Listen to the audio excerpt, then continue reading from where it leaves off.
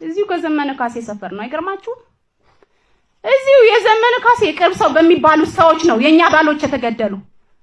ዘመነ ካሴ ቅርብ ሰው ይባስ ብሎ እንደውም ሹልበት ሁሉ ተሰጧቸዋል በወቅቱ ይሄንን እንዳደረጉ ማለት ነው። በእነሱ አገላለጽ ቃል አቀባይ የሚሉት እነ ማርሸት ፀሐይ ደረጀ ነው ያውቀው የመንግስት አፈቀላጤዎች ነበሩ።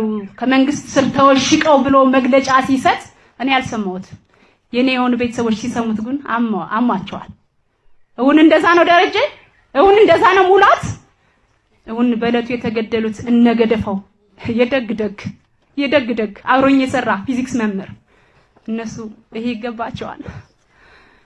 ቃታ ይሳብባቸዋል። ዛሬም ግን በኔ ሙያ ውስጥ ሆኖ መምህር ሆኖ እውነት ነው የምነግራችሁ መምህር ሆኖ ሞኞቹ ሙተዋል እነሱ አሉ ማለት ነው። ምን ብለው ይላሉ መሰላችሁ? በትግል ጊዜ ያጋጥማል ይላሉ።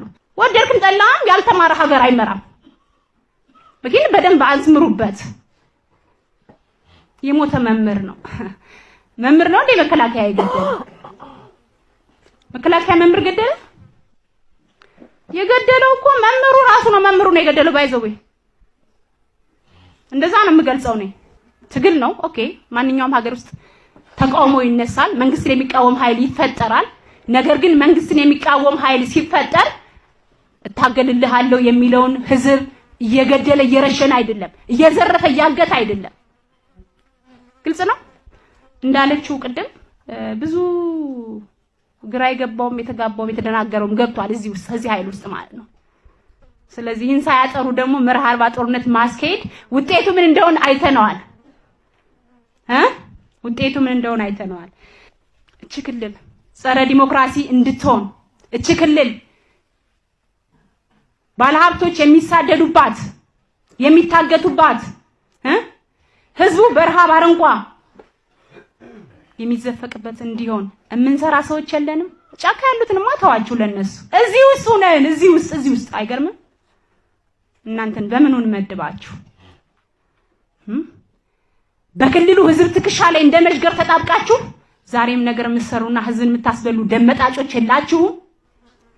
ከአመራር እስከ ተራው ማህበረሰብ እውን ይህን የሚሰሩት የኛ ልጆች አይደሉም? ሁሉንም እንተው። ማህበራዊ ሴቱን አብሮ መብላቱን አብሮ መጠጣቱን ሁሉንም እንተው። እንዴት ፈጣሪ ይረሳል? የመራይ ህዝብ ስለ እግዚአብሔር ብዬ ለምናቸዋለሁ። ወንድሞቼ ናችሁ፣ አጥፍተዋል። ነገር ግን ጦርነት በኔ ይብቃ። በኔና በጓደኞቼ በመሰሎቼ ይብቃ። ዛሬ የምታተርፉ ሰዎች ትኖራላችሁ።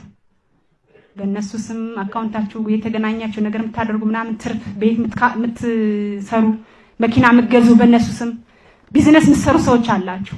እሱ ኃላፊ ጠፊ ነው። ታሪክ የማይረሳው ተግባር አትስሩ ባካችሁ። ስለ እግዚአብሔር ብላችሁ ልጆቻችሁ ናችሁ፣ ወንድሞቻችሁ ናችሁ ወደዚህ እንዲመጡ